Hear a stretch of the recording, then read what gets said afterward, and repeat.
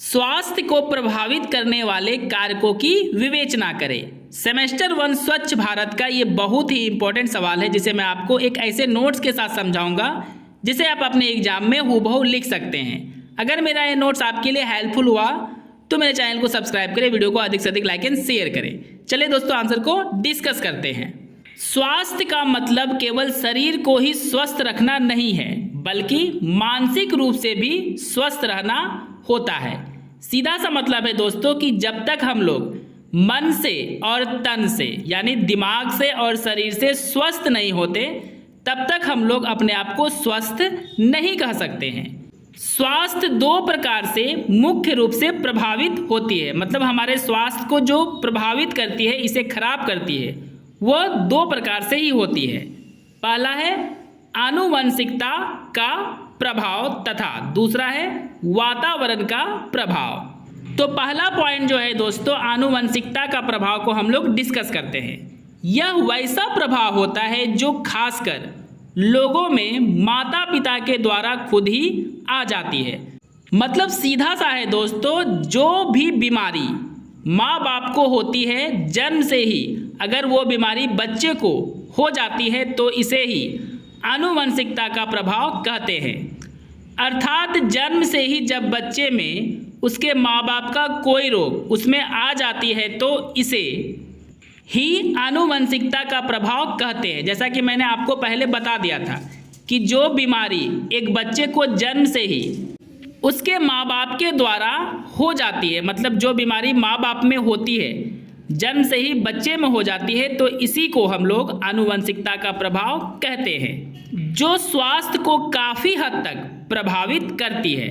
और करेगी भी क्यों ना दोस्तों, क्योंकि एक छोटे बच्चे में एक बड़े व्यक्ति का बीमारी आ गया है तो स्वास्थ्य को तो ये प्रभावित करेगी ही करेगी।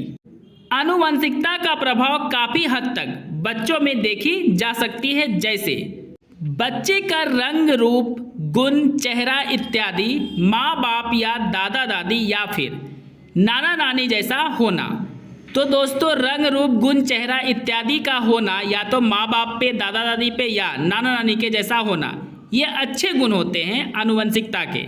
लेकिन गुण के साथ साथ अवगुण भी आनुवंशिकता के प्रभाव के कारण ही आ जाती है।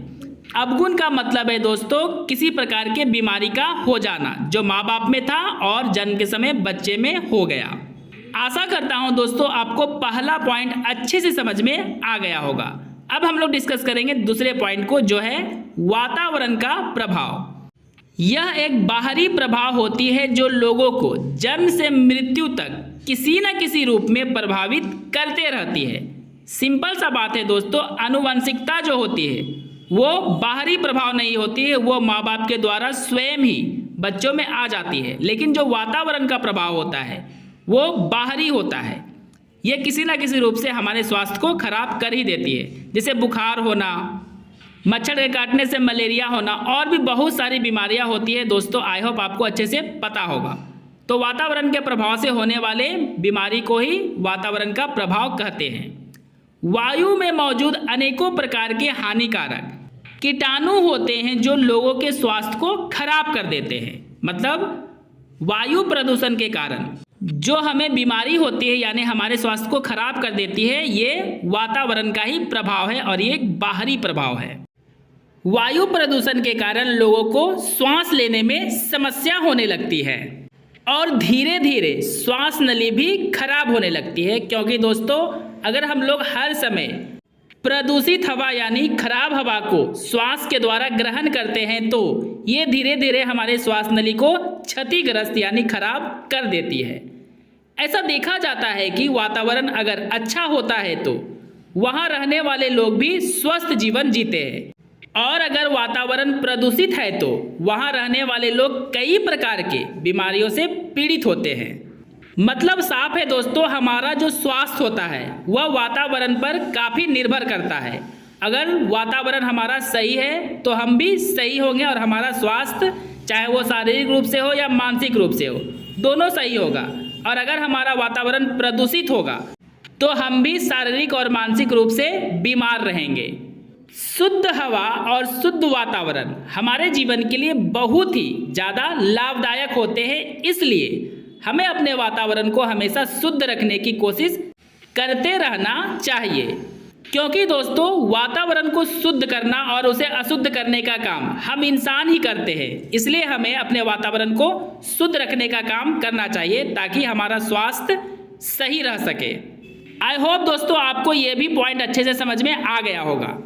कुछ अन्य कारण भी होते हैं जो हमारे स्वास्थ्य को काफ़ी प्रभावित करते हैं।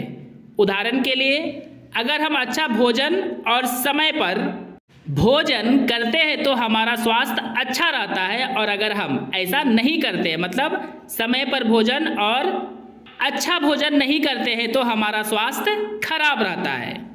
इसलिए दोस्तों हमें समय पर और अच्छा भोजन करना चाहिए, बाहर का सामान खाने से बचना चाहिए और ना के बराबर खाना चाहिए, क्योंकि स्वास्थ्य अच्छा होगा तो ही हम अपने जीवन का सही मज़ा ले सकते हैं। इसके अलावे अगर हम लोग अपने जीवन में आलस्य करते हैं मतलब काम नहीं करते हैं और हमेशा आराम करते हैं तो भी हमारा स्वास्थ्य खराब होने लगता है, और जब हम लोग रोज़ व्यायाम करते हैं यानी एक्सरसाइज करते हैं तो हमारा स्वास्थ्य सही रहता है। दोस्तों मेरा नोट्स अगर आपके लिए हेल्पफुल हुआ है तो मेरे चैनल को सब्सक्राइब करके जुड़ जाए मेरे चैनल के साथ, ताकि आपको इसी प्रकार का वीडियो हमेशा यहाँ पे मिलते रहे।